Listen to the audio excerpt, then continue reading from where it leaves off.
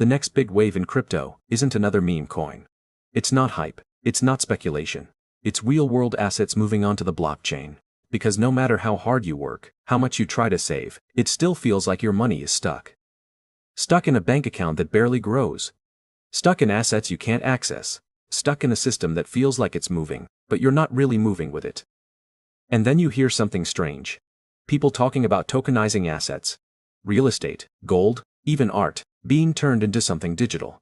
Something you can own, trade, access, instantly. And your first reaction is probably the same as everyone else's. Wait, what does that even mean? And more importantly, is this actually useful, or just another complicated trend? Because deep down, what you're really asking isn't about technology.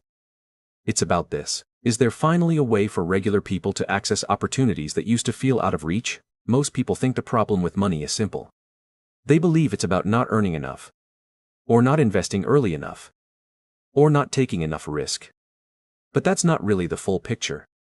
The real problem is access. For decades, the most powerful assets in the world, real estate, infrastructure, private investments, have been locked behind invisible gates. You don't just need money to enter. You need a lot of money. You need connections. You need time. And most importantly, you need permission. Think about it. If you wanted to invest in a premium commercial building in a major city, could you? Not realistically. If you wanted to share in a large-scale solar project, or a portfolio of rental properties, or even fine art that appreciates over time, could you? Probably not. Not because you're not capable, but because the system wasn't built for you to participate easily. So people do what they can. They keep money in savings. They invest in what's available. Stocks, mutual funds, maybe crypto. But there's always this quiet feeling, like there's a whole world of value out there, and you're only seeing a small part of it. This is where the idea of real-world asset tokenization starts to matter, not as a buzzword, but as a shift in how ownership works. At its core, tokenization is surprisingly simple. It's the process of taking a real-world asset, something physical or traditionally hard to access, and turning it into digital ownership units. These units, often called tokens, represent a piece of that asset. Not the idea of it, an actual share of it. So instead of needing, say, 50 lakh or 1 crore to invest in a property, you could potentially own a fraction of it with a much smaller amount. Instead of being completely locked out, you're partially in. And that changes something important, not just financially, but psychologically. Because ownership, even partial ownership, shifts how you think. Let's make this real. Imagine there's a rental property generating steady income. Traditionally, one person or maybe a group of wealthy investors owns it. They collect the rent, they benefit from the appreciation. Everyone else just watches. Now imagine that same property is divided into thousands of digital tokens. Each token represents a small piece of ownership. Now suddenly, someone with a modest amount of savings can participate. They can earn a share of the rental income. They can benefit if the property value increases. They can even sell their portion more easily instead of being locked into a long-term commitment. And this doesn't just apply to real estate. It extends to things like infrastructure projects, commodities like gold, private credit, even things like intellectual property or revenue-generating businesses. Assets that were once rigid become flexible. Assets that were once exclusive become accessible.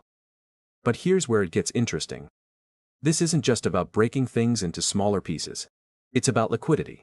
Because one of the biggest problems with traditional assets is that they're slow. You can't just sell a house overnight. You can't easily exit a private investment.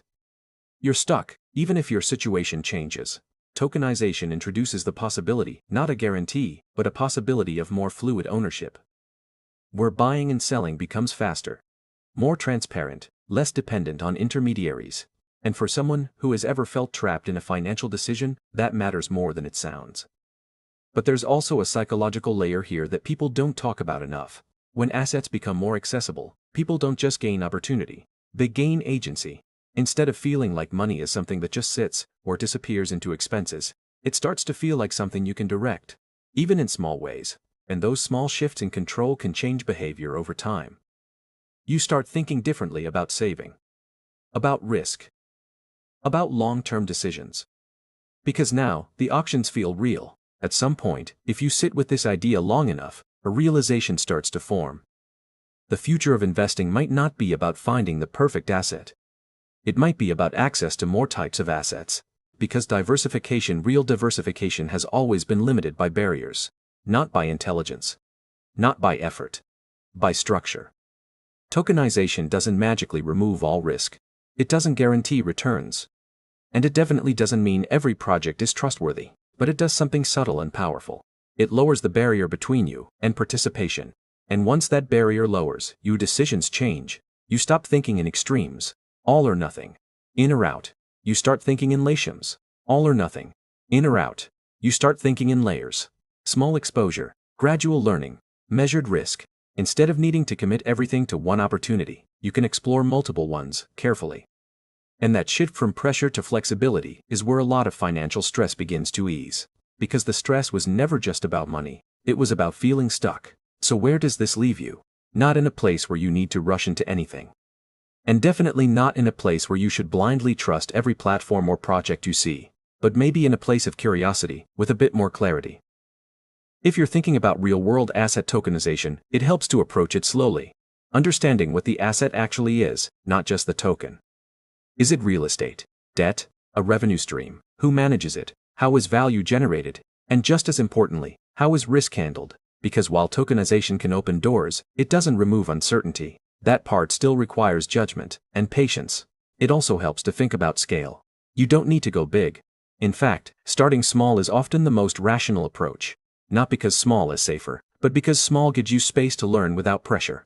And real learning comes from experience, not theory. There's also something worth remembering here. Just because something becomes accessible, doesn't mean it becomes simple. So taking time to understand the structure behind these assets, how ownership is recorded, how returns are distributed, matters more than chasing trends. Because the goal isn't to be early, the goal is to be aware. At the end of the day, this isn't really a story about technology. It's a story about access. About how systems evolve, slowly, and then suddenly. And how, over time, things that once felt distant, start to feel reachable. But even then, nothing replaces thoughtful decisions. Nothing replaces patience. And nothing replaces the quiet discipline of managing your money in a way that fits your life, not someone else's. If tokenization becomes part of that journey for you, it should feel like an extension of your understanding, not a reaction to hype. Because you don't need to chase every new idea, you just need to recognize the ones that actually change how the system works. And then decide calmly if they belong in your world. Progress with money is rarely dramatic. It doesn't usually feel like a breakthrough. Most of the time, it just feels like things slowly making more sense. And that's enough. Because clarity, over time, tends to compound in ways that are far more powerful than urgency ever could.